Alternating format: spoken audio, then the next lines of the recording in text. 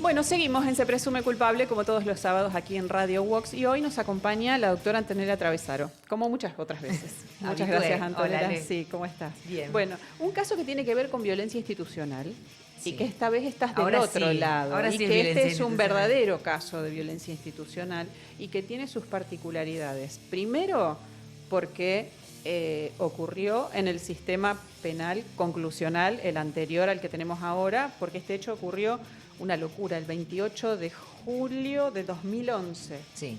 el caso.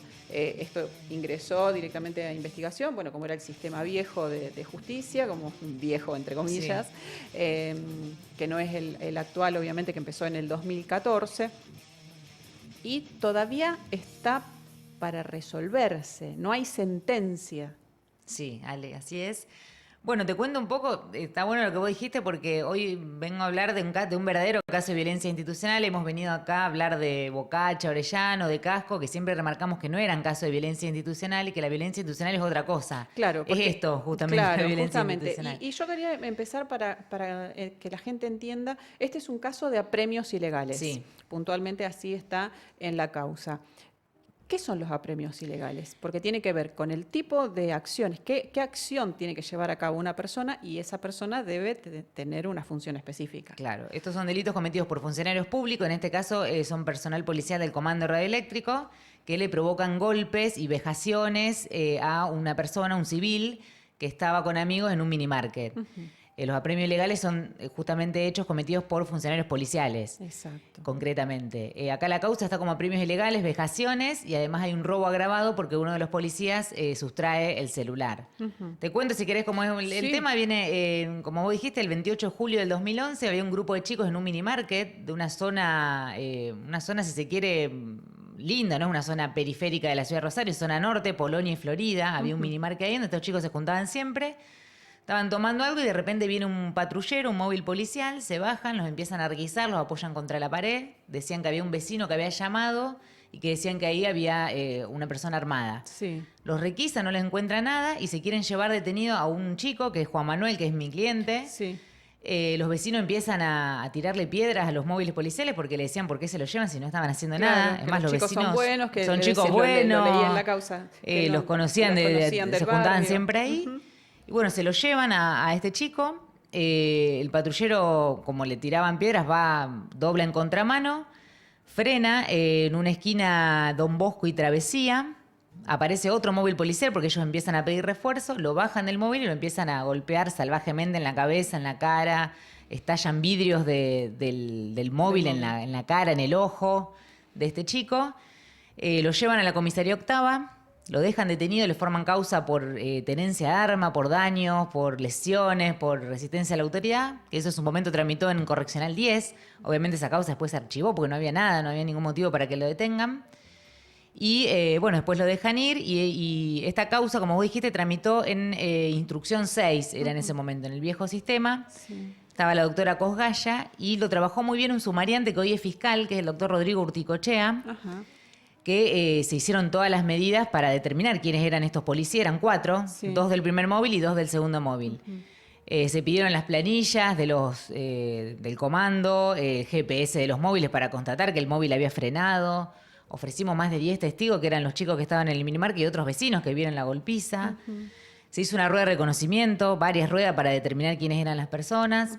Se trabajó muy bien la instrucción. Y cuando esto va a sentencia, porque en ese momento la instrucción se tramitaba en un juzgado y después se elevaba a un juzgado de sentencia para el juicio, que era el juicio escrito. Claro. Esto va a sentencia de 3 y ahí se pierde el expediente mágicamente. Ah, bueno. Empieza el primer, más allá de que el hecho obviamente constituye violencia institucional, yo creo que la mayor violencia institucional está en la administración de justicia en esta causa. Claro. Porque como vos dijiste, 12 años sin sentencia, en sentencia 3 se pierde el expediente, desaparece. Empezamos a pedir intimaciones a las defensas, a la fiscalía, a mí también me piden a ver quién lo tenía. Claro. Surge que aparentemente el último recibido era de la Defensoría Oficial. Nunca se hizo sumario administrativo a nadie, el expediente se perdió, estuvimos 2 años con el expediente, sin expediente, digamos, parado. Hubo que reconstruirlo. Acá había, aparte de cuestiones médicas, había... Es decir, nunca se encontró el No se encontró, expediente el original no se encontró nunca.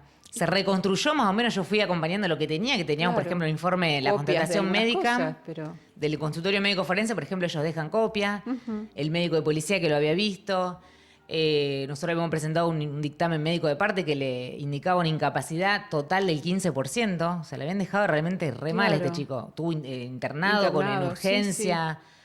Bueno, todo eso lo pudimos ir reconstruyendo. Las declaraciones de los testigos, que eran más de 10 testigos que habían declarado, las fuimos metiendo como podíamos. El procesamiento, la resolución de procesamiento, que ahí estaban bien todas detalladas las declaraciones. Y bueno, se hacen las conclusiones, que las conclusiones son lo que hoy serían los alegatos. Claro. El fiscal en ese momento acusa, el fiscal era Fernández Bussi, que hoy es juez. Acusa por el delito de premios ilegales, pide 3 años... condicional a 2 de los policías, 5 a otro, porque había uno que ya tenía antecedentes penales. Había 2 que tenían antecedentes penales, ¿no? Pero uno era una condena muy menor, entonces menor. En el otro creo que le pide 7 años en total por una que ya tenía. Y en el otro, porque hay uno imputado por robo agravado del celular. Ese creo que le pide 1 año y medio el fiscal. Sí.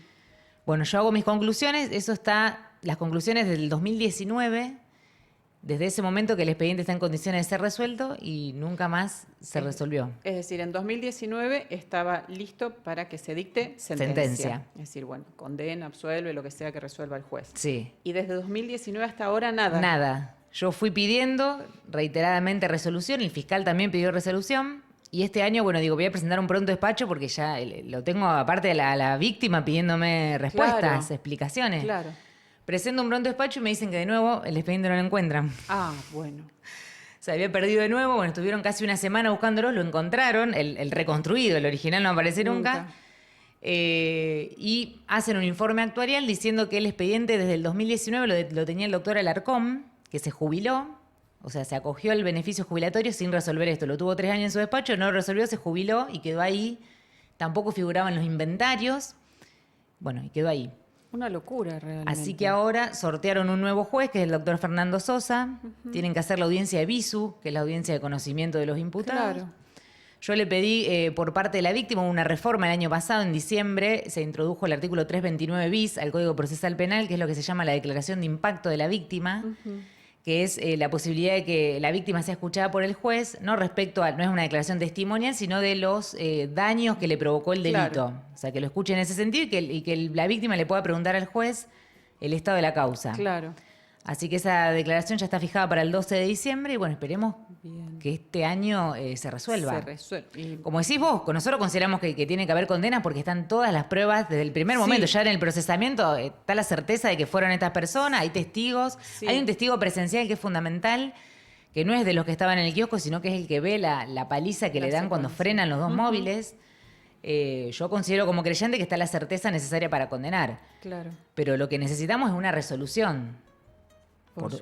Favorable a nosotros, favorable a las defensas, que los planteos que hacen la defensa es la absolución, que hay duda, plantean ellos. Yo considero que no hay ninguna duda porque está todo perfectamente demostrado desde el inicio. Claro. Bueno, ¿cuáles fueron puntualmente las pruebas? Están detalladas, ¿no? Pero me gustaría que me las cuentes. Fundamentalmente los GPS de los móviles, que ahí determinamos también quiénes son los policías. Ellos mismos hacen un acta de procedimiento para involucrarlo en este hecho que te digo de lesiones, daño, resistencia a la autoridad. O sea, que son los policías que figuran en esa acta. Se hicieron ruedas de reconocimiento donde la víctima los reconoce.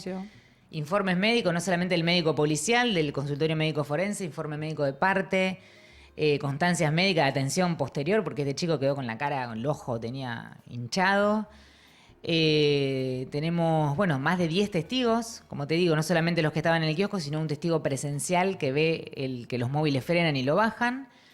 Y planillas del comando radioeléctrico. Otro tema que me llamó la atención, en su momento cuando los procesan a los policías, no comunican la resolución de procesamiento al Registro Nacional de Reincidencia, ni lo fichan. O sea, vos pedías un certificado de antecedente y no le salía a los policías en funciones, porque yo creo que hasta el día de hoy deben estar trabajando. Siguen trabajando. No le salía esta causa porque nunca habían sido fichados y nunca había sido comunicada la resolución de procesamiento a el Registro Nacional de Reincidencia. ¿Y entonces eso cómo queda? No le figuraba esta causa. ¿Hasta ahora no figura? Hasta ahora no sé si después lo habrán mandado a fichar, pero hasta ese momento, hasta el procesamiento, no le figuraba la causa. siendo policías en actividad. Claro. No sé cómo estará la situación hoy. Ahora se mandaron a pedir nuevamente los antecedentes para ver si siguen trabajando. ¿En qué situación están? Porque esto del 2019 nunca más supimos nada. Claro. Pero bueno, un poco para mostrar, esto es la verdadera violencia institucional. Claro. Y la violencia institucional de la administración de justicia. No solamente, obviamente, un hecho de apremio ilegal, que es violencia institucional, pero la falta de respuesta a la víctima y la falta de respuesta también a los propios imputados, porque pasaron 12 años y si no fueran delitos cometidos por funcionarios públicos, esto está prescripto. Claro. Porque acá la requisitoria, la acusación fue del 2019. El robo agravado el robo del celular, si no fuera funcionario público, está prescripto, por ejemplo. Claro.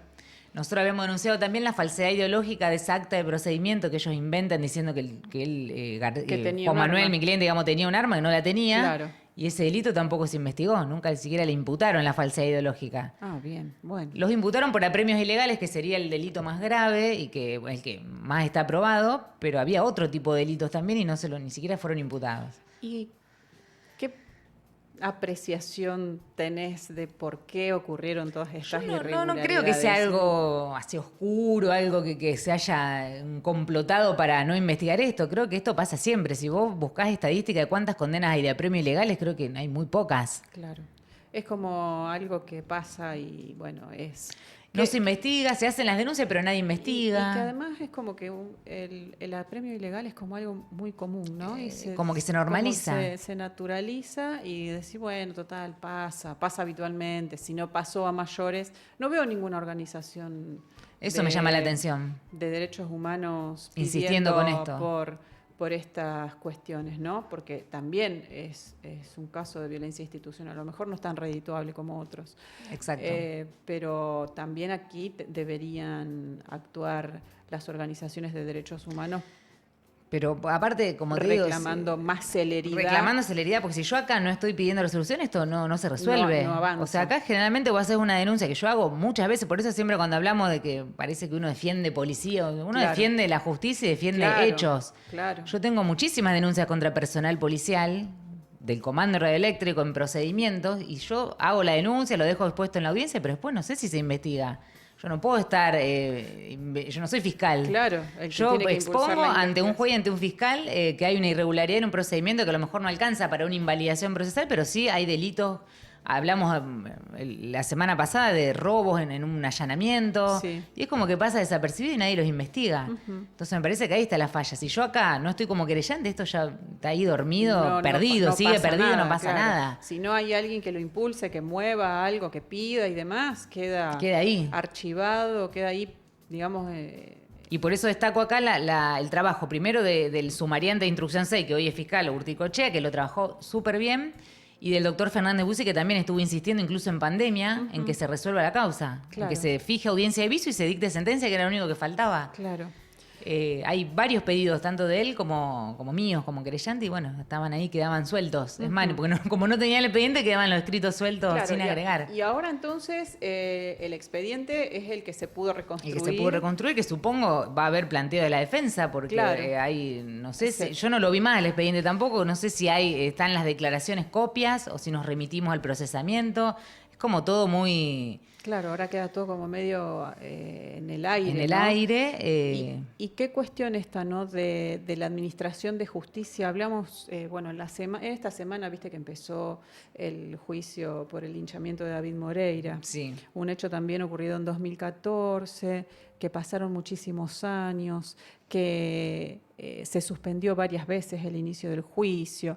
¿Y cómo es esto, no? De la administración de justicia que es tan lenta y tan necesaria tanto para los imputados como para la víctima. Para todos. Para todos. ¿Y cómo es posible que no haya un mecanismo que funcione más aceitado, ¿no? Para que la respuesta sea acorde?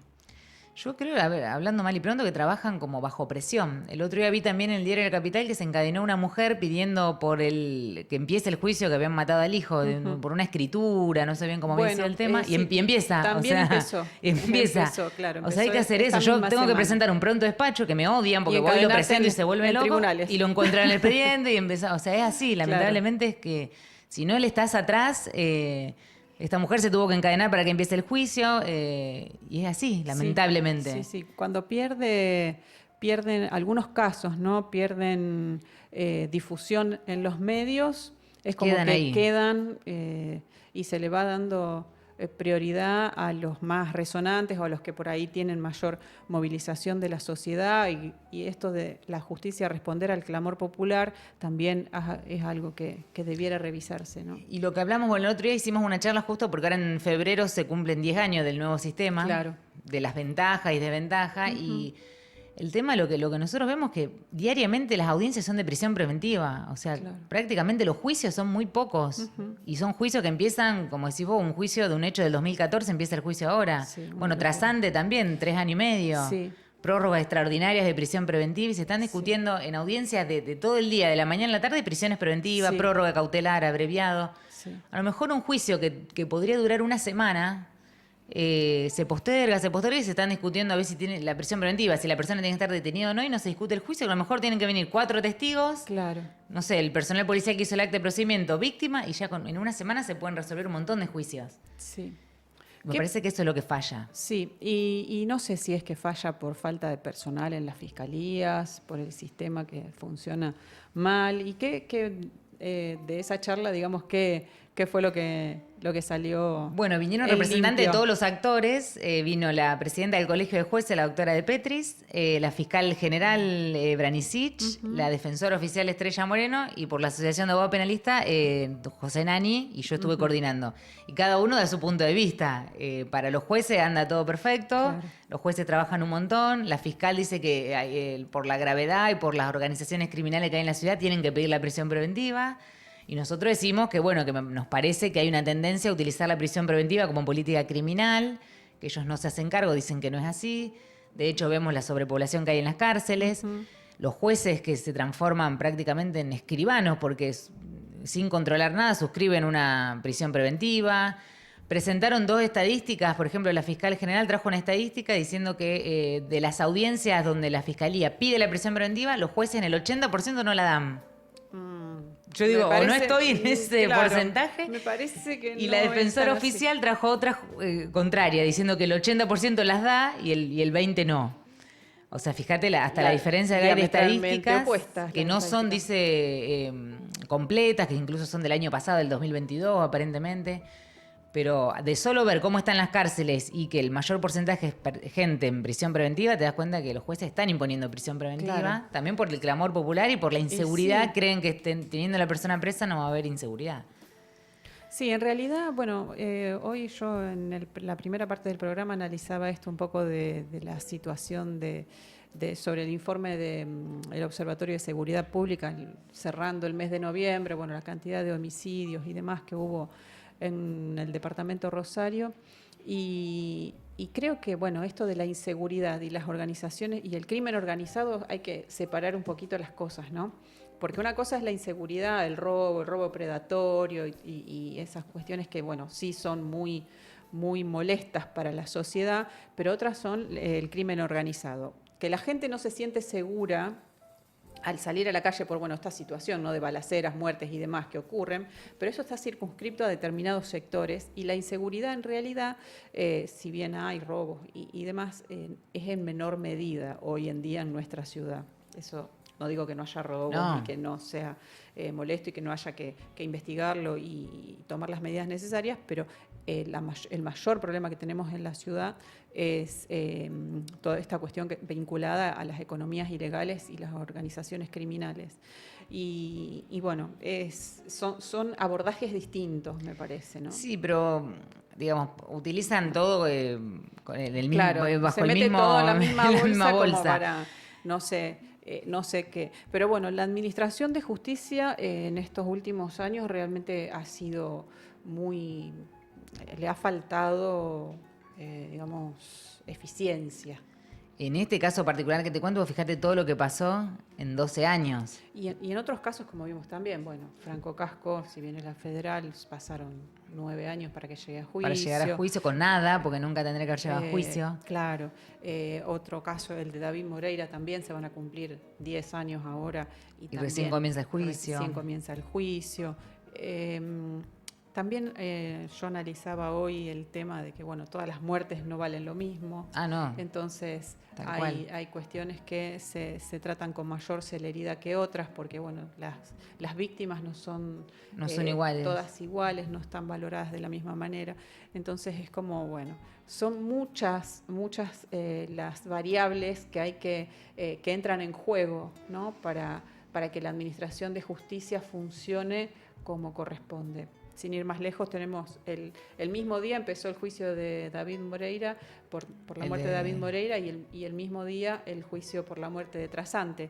En uno han pasado casi 10 años y en el otro 3 años y pico. Medio. Que también. Que es mucho también. Pero bueno, a ver, y llega a juicio también con poco el juicio de Trasante, ¿no? Porque solamente llega con personas vinculadas a la compra-venta de un auto robado que se utilizó para cometer ese homicidio, y no están los autores materiales, que ni siquiera están identificados, ni la menor idea de quiénes son, y mucho menos si hay autores intelectuales, tampoco están ni el móvil, está identificados, y tampoco mucho móvil menos el móvil. Entonces, y vos fíjate que para esas cuatro personas que llegaron a juicio se pide prisión perpetua por venta, por la compra y venta del auto y por haber estado en el negocio de la compra de del un auto robado. Prisión perpetua por eso. Que no, bueno, no sé si es.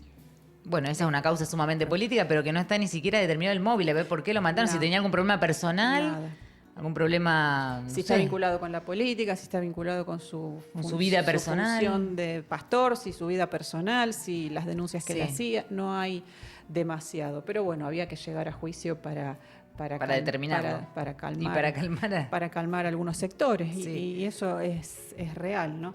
Sí. Entonces, bueno, Antonella, esperamos que se resuelva. Ahora tenés, ya te fijaron para la declaración de impacto de la víctima, que él tiene una gana de hablar bárbara porque quiere justamente. Yo le quiero preguntar al juez cómo puede ser que esto tarde tanto. Claro. Que bueno, el juez que está ahora es nuevo, un juez sorteado ahora, no tiene ninguna responsabilidad de nada. Pero bueno, él quiere entender cómo puede ser que esto tarde tanto y por qué el expediente estuvo tanto tiempo parado. Claro.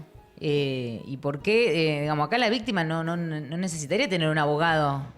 Claro. Necesitaría pagarme a mí para que yo impulse esto. Porque el fiscal... Con la fiscalía y con la oficina de gestión judicial ahora le tendría que alcanzar. Tendría que resolver. Y bueno, y ese es un tema también. Bueno. Así que bueno, te agradezco que nos des espacio para hablar de esto, esta vez de este lado.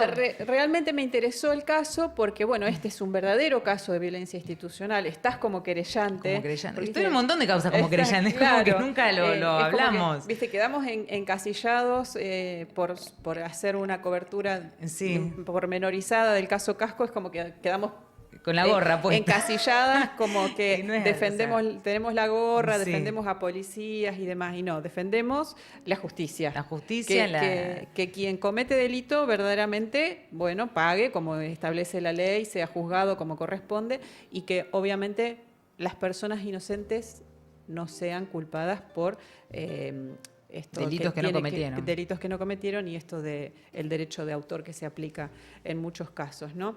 La defensa es siempre de la justicia y del lado de la verdad. De quien, claro, de la verdad y de quien, bueno, necesite ser defendido.